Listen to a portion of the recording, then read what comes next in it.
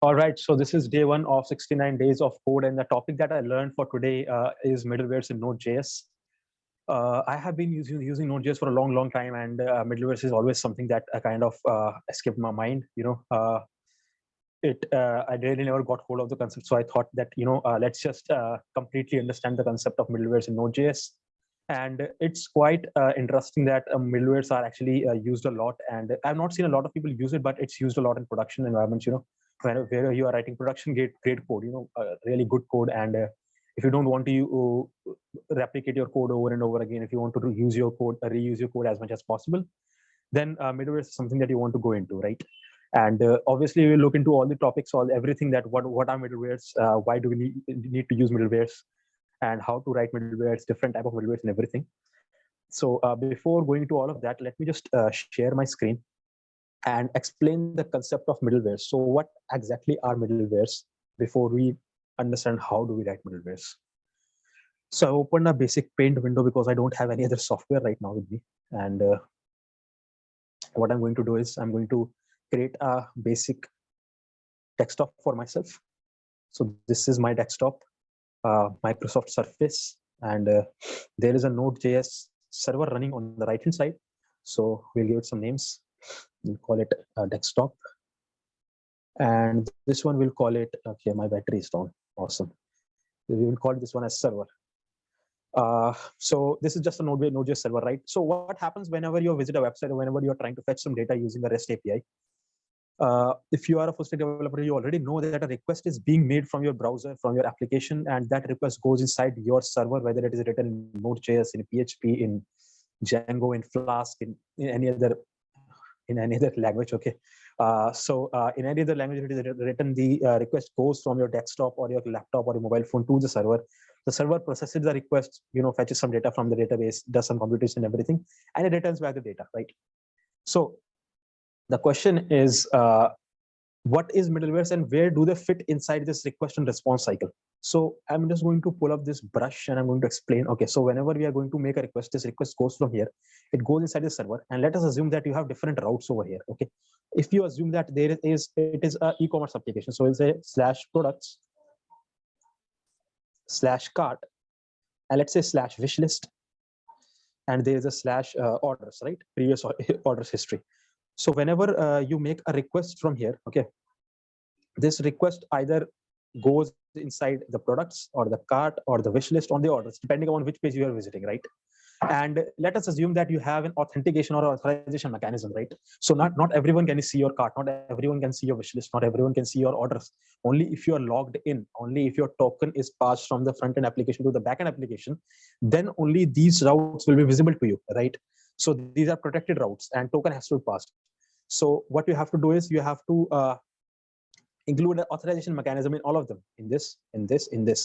But that would be redundant code, right? Because you have to write the same code of authorization for the token over and over again in 3 different routes. And let us assume that if there are 100 routes that assume that require authorization, then that would be a problem, right? So middlewares in Node.js help us in eradicating that problem of redundant code. Okay, and what is a middleware? A middleware is basically just a function. So let me create a function over here. This function that sits in the middle of the request and response and the route. Okay, so that might be a little confusing. Let me explain it using this diagram. So whenever we are making a request from here, right, this request is coming from here. Instead of going to /products directly, this request is going to go into middlewares. First of all, this middleware function, whatever the code is written inside of this whole code will be executed, and then this middleware will decide whether he wants to send or she wants to send the request inside the products, or it wants to return the data back. So this middleware can either return the data back based on some condition, or it can send it to the products or the cart or the wish list or orders, whatever, right? So it is depending upon the middleware itself. Okay, so this is the middleware function, and let's say that you pass the authentication token from the front end. It directly goes inside this middleware. This middleware, the authentication, let's say the token is correct, is going inside this product, and this product computes, takes the data from the database and returns the data to the desktop. That's how the whole request cycle works. Okay, I'll have to take a pause to plug in my charger. Sorry. All right, let us start. So my laptop is charged up, not really, but the charger is plugged in. So this is how middleware fits in inside the request and response cycle of HTTP REST APIs, right? And what are the uses of middlewares? But it's really simple. Middlewares help you reduce the amount of code that you have to write over and over again. Middlewares help you induce some sort of functionality inside a route. If you want to go inside the route based on a condition or exit the route based on a condition, you can do both of them. So when we start writing the code for middlewares, you will get it even better. Okay. And I'm going to put all the code that I've written today inside a GitHub repository. You can access it, and even you can contribute your own inside that GitHub repository. So I'm creating sort of a open source project, kind of an open source repository. Everyone can come in, whatever they are learning. If you are following this 100 days of code or 69 days of code along with me, then you can put your code over there as a contribution inside your own folder. You can create a pull request. I'll probably merge it. I don't have any grudges against you. So I'm going to merge it anyway. And let's write the code. So I've created a basic NodeJS application, which I'm going to share right now, and we can continue on that. So this is the basic NodeJS application that I was creating. So let me just remove these routes for now. And you can see that I've just done nothing but just required Express from Express. I've created the application from Express, and I've listened to port 6969. And console log server is running like Usain Bolt. Okay.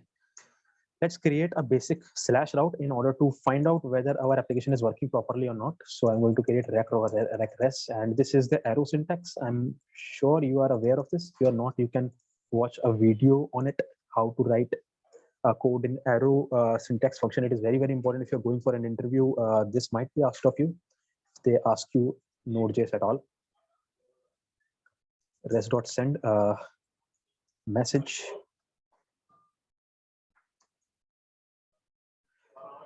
Hello cruel world. Okay, so hello cruel world, and now I already have the server running over here. I'm just going to, with nodemon, I have it running with nodemon, so it will refresh on its own. If I go back here, localhost 6969, if I refresh this, you can see that hello cruel world, right? And we have our console log here as well. Now middleware is basically just a function. Okay, it's nothing more than a function. So let's try to create a middleware over here. Okay, so we will create a function. I'll say a const my middleware is equals to rec comma res comma next. Okay, so yes, what is next? Okay, so since a middleware fits inside a request response cycle, so it takes a request and response as well, right? Because it is fitting in that cycle, so it will have access to them. But what is this next? So next is a function that is called to go to the next route. We'll understand what next is in a few seconds. For now, just tag along with me.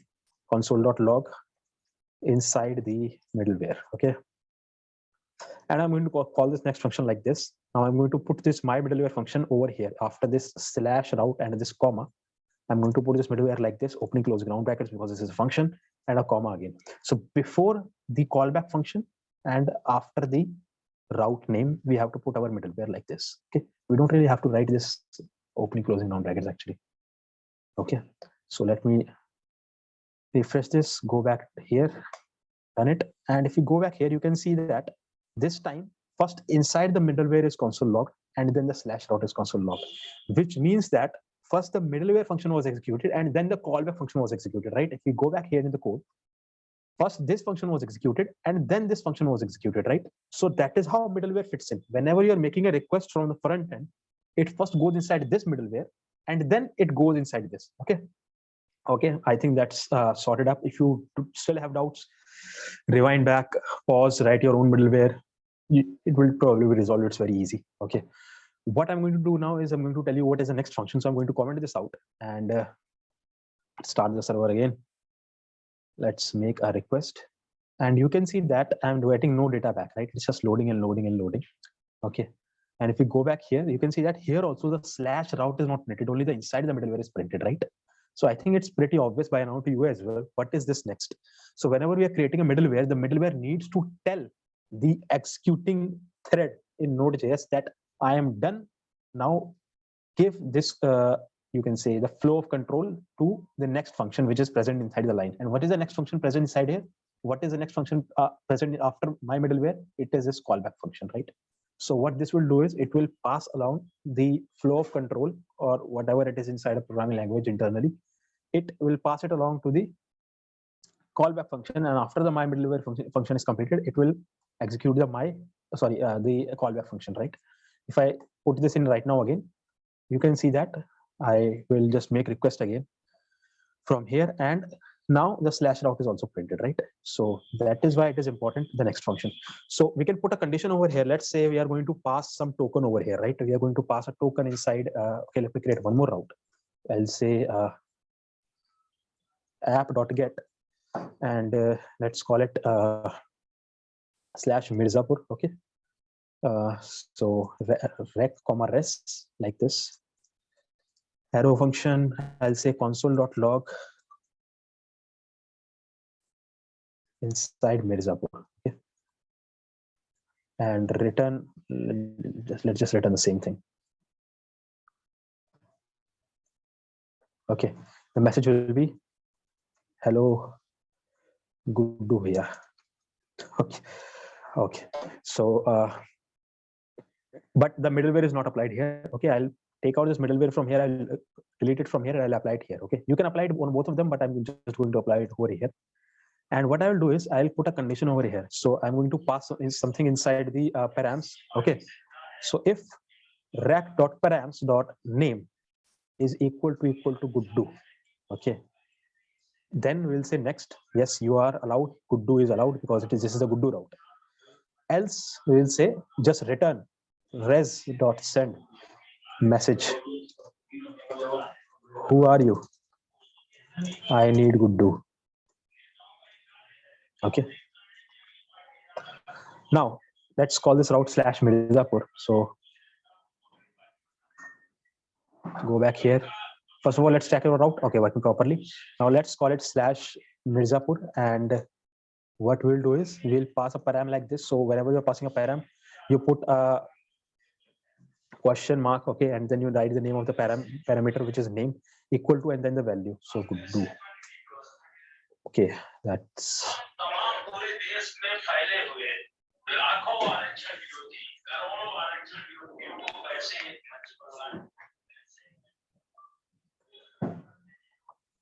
Why is it happening? 1 second. Rack.params. Let's just console.log rack.params.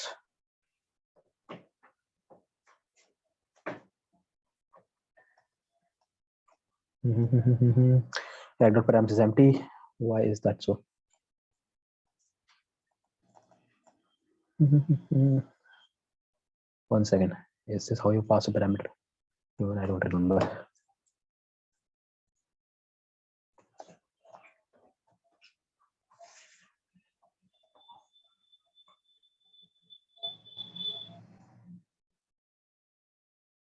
Yes, this is how a parameter is passed.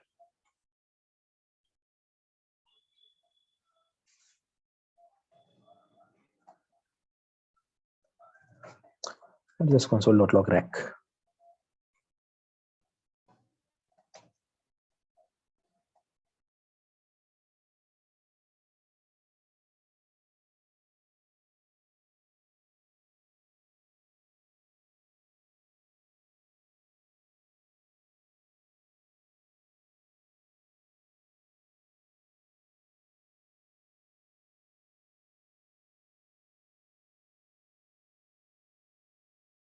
All right, so now we'll pass it and we'll refresh this, and this time we'll check again. Okay, this is working, right? We are getting it console out here. So instead of params, we'll say query like this. Okay, and let's start it again, and let's send the request again. Here the name is Guddu. Hello Guddu here, right? And if we, let's say Colleen, then we can see who are you, I'm Guddu.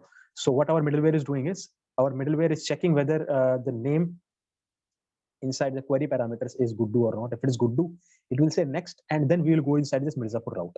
If it is not, then it will just directly return it back from here, right? It will directly end that request response cycle over here only. Okay. So let's just try it out again. So we have Colleen, right? And we run it, it's saying who are you, I need Guddu, which is being written from inside our middleware. But what is it being written from our Mirzapur route?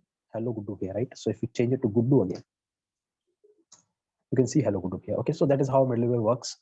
Pretty simple. Okay, although we did get inside a very embarrassing situation where we changed query to params, but it's all right. So we can create another route over here. We can create another middleware. We can have multiple middlewares. So I will create another middleware, my second middleware. Okay, rec comma res comma next. And what I'm going to do is I'm going to just say if just don't put any condition. Let's just say console log. This is the second middleware voice. Okay, and again we need to say next because next always says go to next, right? And we need to put it here. So first this middleware should be executed and then this middleware. So I'll put this after this. Okay, and let's go back to our terminal. All right, if we run it right now, we get hello Guddu here. Let's check the console log. This is the second middleware. This is the second middleware voice, then inside Mirzapur, right?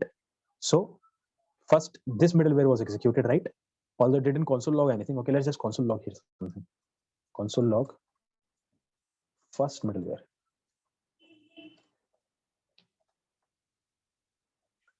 Okay. Now we can see first middleware is printed first, then the second middleware, and then inside the Mirzapur, right? So what happens is, first of all, request comes in, it goes to my middleware. My middleware says name is Guddu. All right, go to next. What is the next? Next is not the this function. This is not the callback function. Next function is this function, my second middleware. Then my second middleware function is executed. It just console logs and then says next.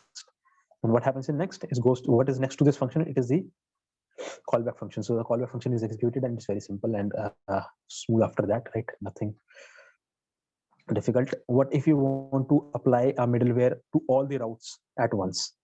Then you just do one thing. I'll remove this middleware. You just write app.use my middleware. Okay. This will apply the middleware to all the routes at once. So all the slash route and the slash Mirzapur route, both of them, right? So if right now, if I go here,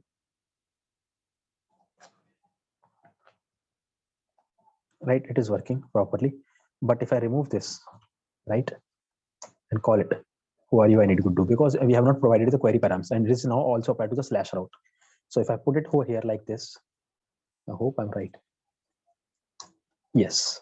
So we have our slash route as well, right? So that is how middlewares work.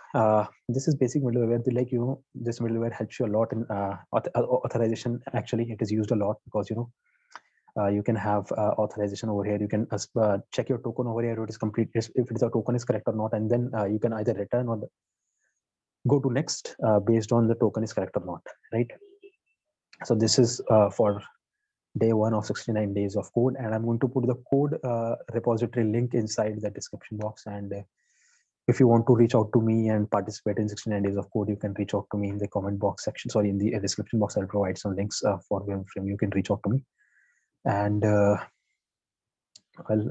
you want to participate in it, you can just launch a hashtag on Twitter or on LinkedIn. Tag me on LinkedIn. You will find the profile link below, hashtag 69doc. It will be fun, new learning, a lot of learning, right? I guess that is all for today, and I'll see you guys tomorrow.